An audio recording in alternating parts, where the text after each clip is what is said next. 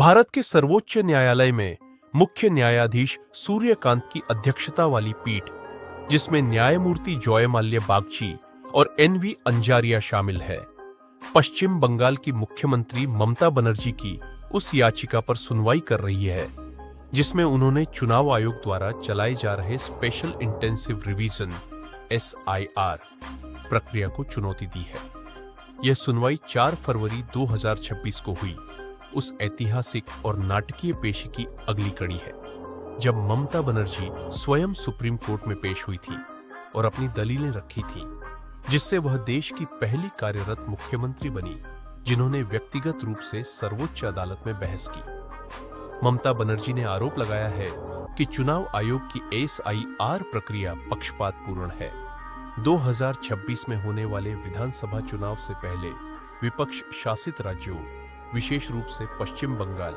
को निशाना बना रही है और इससे लाखों वैध मतदाताओं के नाम मतदाता सूची से हटाए जाने का खतरा है। उन्होंने कहा कि नामों की वर्तनी में मामूली त्रुटियां,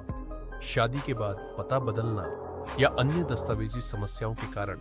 आम लोगों, खासकर हाशिए पर रहने वाले वर्गों के मताधिकार पर असर पड़ सकता है। मुख्यमंत्री ने मांग की है कि आगामी विधानसभा चुनाव 2025 की मौजूदा मतदाता सूची के आधार पर कराए जाए। इसी बीच सुप्रीम कोर्ट में एक नई याचिका दाखिल की गई है जिसमें ममता बनर्जी की व्यक्तिगत पेशी को संवैधानिक रूप से अनुचित और कानूनी रूप से अस्थिर बताया गया है तथा तर्क दिया गया है कि एक सिटिंग मुख्यमंत्री को राज्य की चुनावी प्रक्रिया से जुड़े मामले में स्वयं बहस नहीं करनी चाहिए। चुनाव आयोग ने इन आरोपों को खारिज करते हुए पलटवार किया है और पश्चिम बंगाल सरकार पर चुनाव अधिकारियों को डराने धमकाने का आरोप लगाया है, जिसमें एक माइक्रो ऑब्जर्वर का नाम लेकर भय का माहौल बनाने की बात कही गई। आयोग से जुड़े अधिकारियों ने अपनी सुरक्षा को लेकर चिंता जताते हुए एक जनहित याचिका भी दाखिल की है,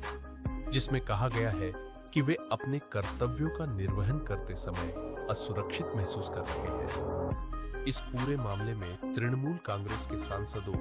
डोला सेन और डेरेक ओब्रायन सहित कई अन्य संबंधित याचिकाओं पर भी सुप्रीम कोर्ट में एक साथ सुनवाई चल रही है और यह विवाद 2026 के पश्चिम बंगाल विधानसभा चुनाव से पहले राज्य की राजनीति का एक बड़ा मुद्दा बन चुका है।